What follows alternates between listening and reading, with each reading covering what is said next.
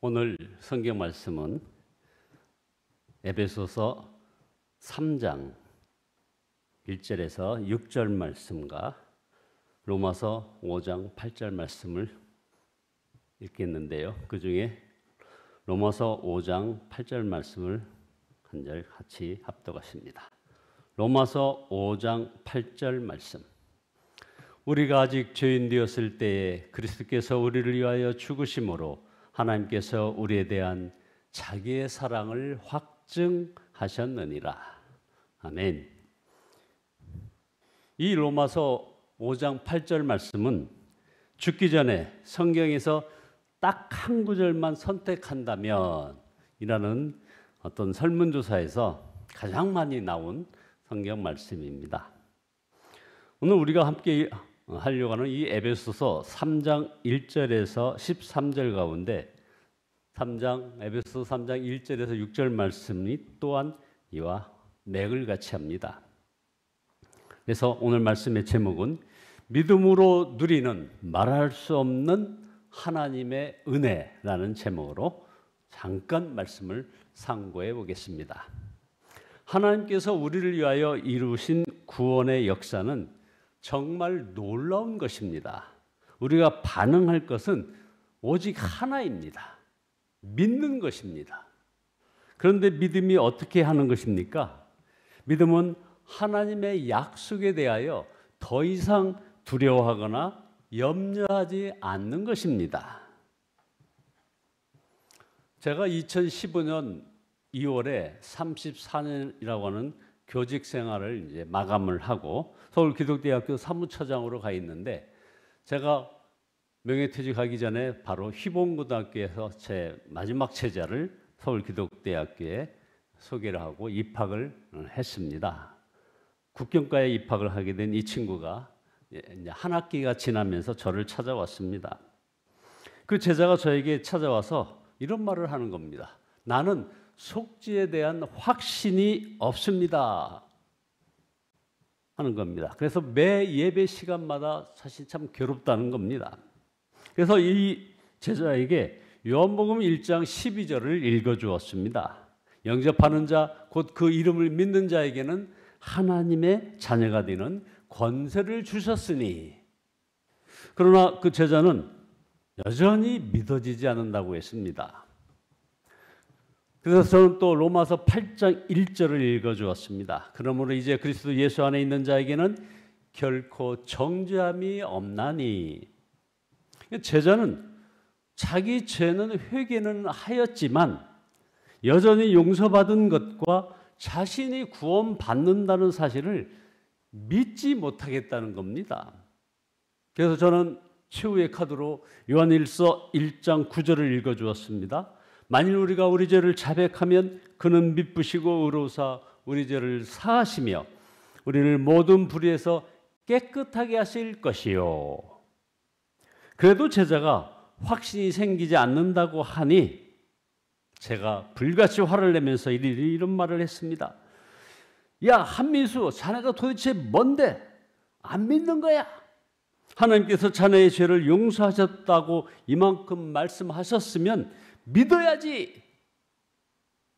그렇습니다. 믿음이란 하나님의 약속을 알았다면 더 이상 의심하거나 두려워하거나 염려하지 않고 감사합니다, 사랑합니다 하고 받아들이는 것입니다. 우리가 할 일은 그것밖에 없는 것입니다. 이것이 믿음입니다. 유명한 후안 카를로스 오르티즈 목사님은 한때 자신이 죄인이라는 죄책감으로 우리 제자가 느꼈던 그런 고통을 함께 겪었던 모양입니다. 심지어 병까지 생겼습니다. 심각한 병입니다. 그러다 어느 날 성경을 읽다가 우리의 모든 죄를 사하시고 라는 말씀을 읽는데 하나님의 음성이 들리는 듯 했습니다. 야, 네가 뭐야 하는 제가 제자를 나무라는 그런 소리는 아니었습니다. 나는 내가 알고 있지 못하는 너의 죄조차 다 용서하였다. 너 때문이 아니고 예수 그리스도의 피 때문에 너를 용서했다. 그런데 자신을 용서하지 못하는 너는 누구냐? 나보다 더 거룩한 자냐? 그 말씀을 듣고 이 오리띠즈 목사님은 자신을 받아들인다는 것이 자신을 받아들인다는 것이 자신의 행위와는 상관없는 일이라는 것을 깨달았던 것입니다. 목사님은 더 이상 자신의 행위를 보지 않기로 마음먹고 대신 하나님께서 보시는 예수님의 피를 바라보았습니다. 목사님은 놀라운 평안과 신비스러운 행복감을 맛보았다는 겁니다. 그리고 그렇게 큰 기쁨이 3일 후에는 병까지도 깨끗이 나았다는 그런 간증을 하는 것을 읽어보았습니다. 우리의 구원은 이미 다 이루어졌습니다. 하나님께서 다 이루어 놓으신 것입니다. 우리는 믿음으로 이것을 취하기만 하면 되는 것입니다. 여러분 명심해야 합니다. 우리 자신을 바라보면 언제나 절망입니다. 그러나 예수님을 바라보면 언제나 확신입니다. 그러나 구원만 믿음으로 얻는 것은 아닙니다. 우리가 승리하는 삶도 믿음으로 사는 것입니다. 성령 충만도 믿음으로 받는 것입니다. 기도 응답도 병 낫는 것도 믿음으로 받는 것입니다. 사랑도 용서도 믿음으로 받는 것입니다. 우리를 바라보면 언제나 실패입니다. 예수님을 바라보면 언제나 승리인 것입니다. 성도 여러분, 구원만 믿음으로 받는 것이 아님을 우리는 이제 알 수 있습니다. 승리도 믿음으로, 사명도 믿음으로 감당하는 것입니다. 성도의 삶 자체가 그래서 머리끝부터 발끝까지 우리의 모든 언행, 심사, 우리의 표정까지도 그리고 우리 마음의 소망까지도 믿음으로 나가는 겁니다. 우리는 예수 그리스도 안에서 자신에 대한 믿음을 가져야 합니다. 가끔 참 못난 사람을 봅니다. 얼굴이 못생긴 것이 아니라 영혼이 못생긴 사람들 말입니다. 제가 몇 년 전에 청년부 지도를 할 때 어떤 자매가 아이유는 산소 같다고 하는데 나는 이산화탄소 같다 하는 말을 들었습니다. 이 자매는 육신이 못생긴 것이 아니라 영혼이 못생긴 것입니다. 믿음이 없다는 말입니다. 여러분은 예수님 안에서 세상 두려움을 다 사라져 버렸습니까? 모든 염려와 근심, 걱정 다 사라졌습니까? 우리 자신을 보면 좌절이지만 예수님을 바라보면 감사와 확신입니다. 많은 사람들이 살기 힘들다, 살기 어렵다고 얘기합니다. 엊그저께는 주가 시가총액 몇백억이 날아갔다고 하면서 막 난립니다. 여러분, 언제는 살기 쉬웠습니까? 문제는 믿음입니다. 두려움이 있느냐, 염려가 있느냐 하는 것입니다.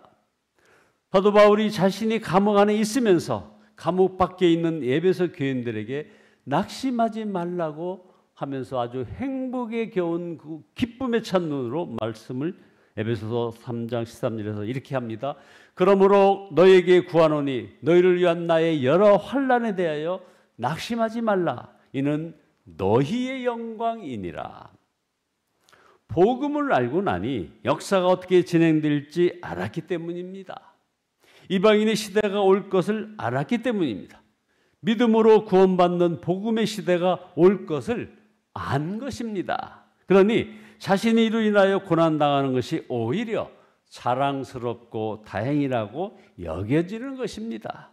이런 믿음이 위대한 삶을 만들게 하는 것입니다.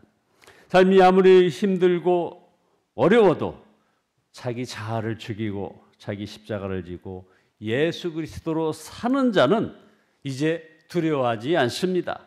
염려하지 않습니다. 질병 가운데 헤매이지 않습니다. 우리 모두 더욱 예수님만을 의지하고 그리하여 승리하는 삶을 살기를 예수 그리스도의 이름으로 축원드립니다. 기도하십니다. 환난이 와도 핍박이 와도 주님만을 위해 살겠다고 고백하는 이 고백을 통해서 주님 홀로 영광 거둬 주시옵소서. 우리의 모든 허물과 죄를 용서해 주시고 힘들고